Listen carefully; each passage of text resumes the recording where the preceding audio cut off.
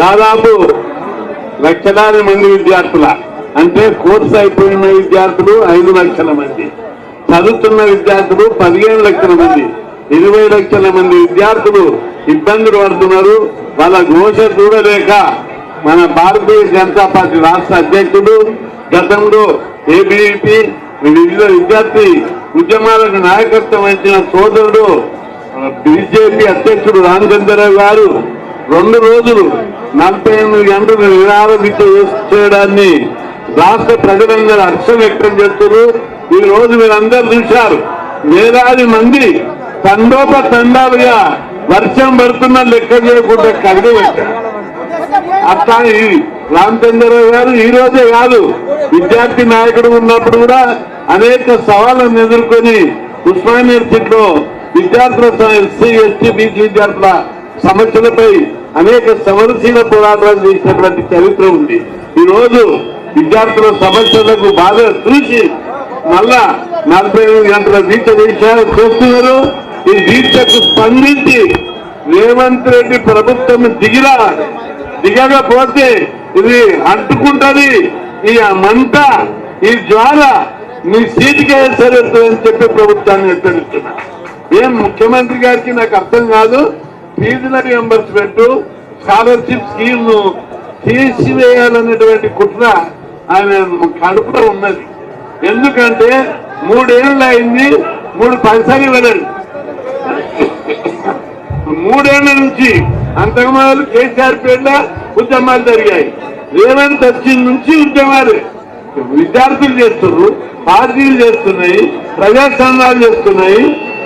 చివరకు కాలేజ్ యాజమాన్యాలు, degree college యాజమాన్యాలు, ఇంజనీరింగ్ కాలేజ్ యాజమాన్యాలు 8 రోజులు 2 సార్లు రాష్ట్ర వ్యాప్తంగా బంద్ పెడితే వాళ్ళని బెదిరిస్తున్నాడు, బ్లాక్మెయిల్ చేస్తున్నారు తప్ప దిగి రావడం లేదు. లీడర్ మనమందరం బీసీ సంఘాలుగా రాజకీయ పార్టీ నాయకులుగా మనం చేస్తుంటే ఏదో ఇంకా పెట్టి వీళ్ళు నేను ఉద్యమాలు చేస్తుంటే ఏం చెప్తాడు కృష్ణయ్య, ఆంధ్రప్రదేశ్ లో ఎంపీ అక్కడ పోయి ఉద్యమాలు చేయాలి, ఈడెందుకు చేస్తున్నాడు అని మాట్లాడతాడు. ప్రతి ఇష్యూను డైవర్ట్ చేయడానికి చూస్తున్నాడు తప్ప సమస్య పరిష్కారానికి ప్రయత్నం చేయడం లేదు. ప్రతి సమస్యతోటి ప్రతి స్టేజ్ లో తన మీదికి తెచ్చుకుంటున్నాడు. ఈ వేదిక ద్వారా ప్రభుత్వాన్ని హెచ్చరిస్తున్నాడు. ఇంకా బేదర్ పార్టీ, ఆల్ ఇండియా పార్టీ ప్రజల్లో బీజేపీ కోసం ఎదురు చూస్తున్నారు. ఎప్పుడు ఎన్నికలు వచ్చినా ఈ రాష్ట్రంలో బీజేపీని గెలిపియాలని ప్రజలందరూ కథన కుసారంతో ఉన్నారు. ఇక రాసి పెట్టుకోండి, వచ్చే ఎన్నికల్లో బీజేపీ రూలింగ్కి వస్తుంది.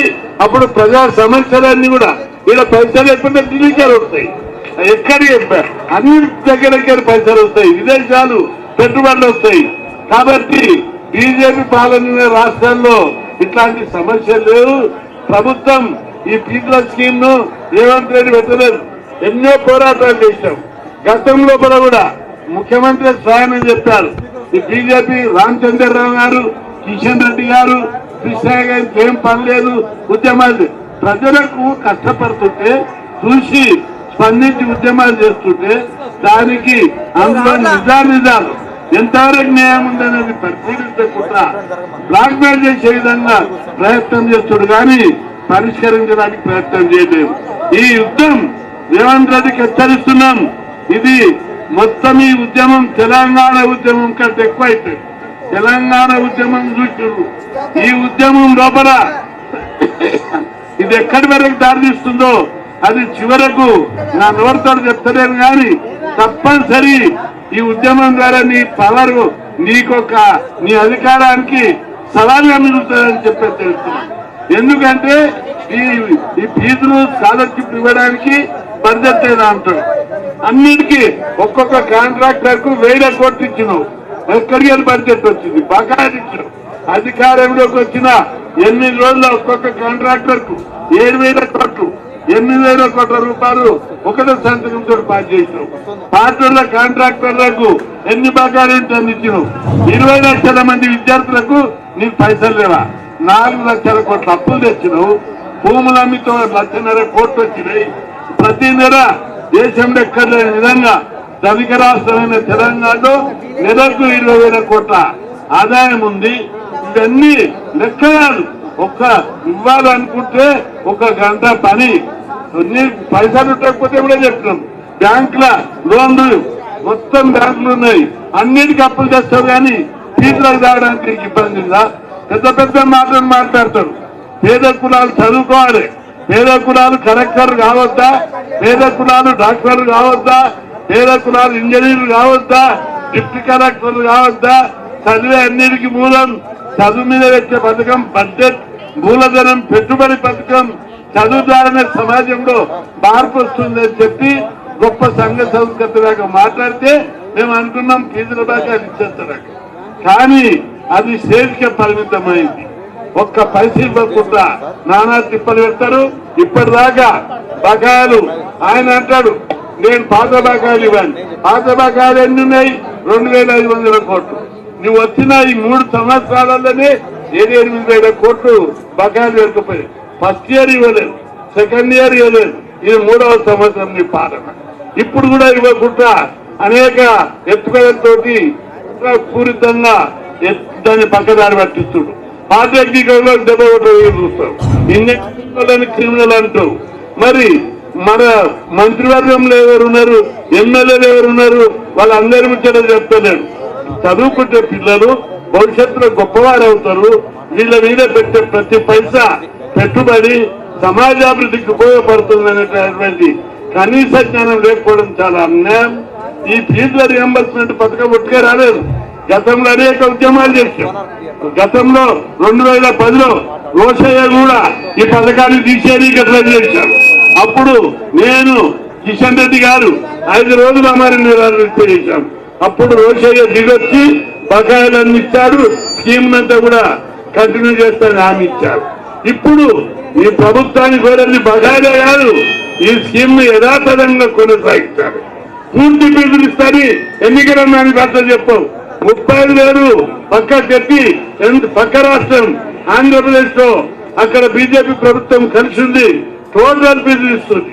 అంతేకాదు కాలేజీ విద్యార్థులకు 20,000 స్కాలర్షిప్ ఇస్తుంది ఒక్కొక్కరికి. ఇక్కడ 5,000 ఇస్తున్నారు. కాబట్టి పక్క రాష్ట్రం పేరు చెప్తున్నావు కాబట్టి ఇక్కడ కూడా కాలేజీ విద్యార్థులకు ప్రతి ఒక్కరికి ఆంధ్రప్రదేశ్ ఇచ్చినట్టుగా 20,000 స్కాలర్షిప్ ఇవ్వాలి. ఎంత ఫీజు ఉందో engineering, MBA, MCA, PG, degree మొత్తం ఫీజులు ప్రభుత్వమే భరించాలని ఈ వేదిక ద్వారా విజ్ఞప్తి చేస్తున్నా. లేకపోతే ఇప్పుడు బీజేపీ రంగంలోకి దిగింది, నీవు తప్పనిసరి దిగిరాక తప్పదు, బడ్జెట్ ఇవ్వక తప్పదు. ఇక నీ వైఖరి మార్చుకో. ఈ పథకం పెట్టిన తర్వాత సమాజం లోపల పెద్ద మార్పు వచ్చింది, విప్లవాత్మకమైన మార్పు వచ్చింది. మొన్న ఇటీవల జరిపిన సర్వేలలో నల్లగొండ, మహబూబ్ నగర్, రంగారెడ్డి, మెదక్ లో కొన్ని సంస్థలు సర్వే చేశాయి. ప్రతి ఇంట్లో డిగ్రీ, ఇంజనీరింగ్, PG చేసే అభ్యర్థులు ఉన్నారు. అంతేకాదు గతం లోపల మన దగ్గర మన కళ్ళ ముంగట కనిపిస్తుంది ఒక సత్యం. రోడ్ లక్ష దగ్గర, ఈ ఇండు గట్ట దగ్గర ఎవరుంటుంది? లేబర్, పాలమూరు లేబర్, ప్రకాశం లేబర్, శ్రీకాకుళం లేబర్ ఉంటుంది. ఇప్పుడు ఎవరున్నారు మన దగ్గర లేబర్లు? 18 ఏళ్ల పరిపాలన కాలం లోపల ఈ స్కీమ్ పెట్టే 18 ఏళ్ల లోపల అనేక మంది చదువుకోవడం మూలంగా లేబర్ దొరకలేరు.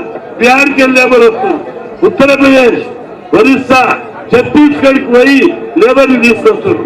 కాబట్టి ముఖ్యమంత్రి గారు నువ్వు మార్చుకోకపోతే తప్పనిసరి ఇంకా నేను కాచుకోవాల్సిందే. బీజేపీ రంగంలోకి దిగింది, బీజేపీ శ్రేణులు ప్రజలు నిరాజనం పడుతున్నారు. ఈరోజు రామచంద్రరావు గారు దీక్ష చేస్తుంటే 1000 మంది వర్షం ఎక్కడ జరుగుతుంటా విద్యార్థులు వచ్చారు. ఎక్కడ చూసినా ఇదే చర్చ జరుగుతుంది. ఇప్పటికైనా నేను దిగొచ్చి ఫీజుల బకాయిలు ఇవ్వకపోతే ఈ ఉద్యమం అడ్డుకుంటుంది. తెలంగాణ ఉద్యమం కంటే వివిధ రూపాల దశలో ఉద్యమం కొనసాగిస్తామని చెప్పి హెచ్చరిస్తున్నాం. ధన్యవాదాలన్నా.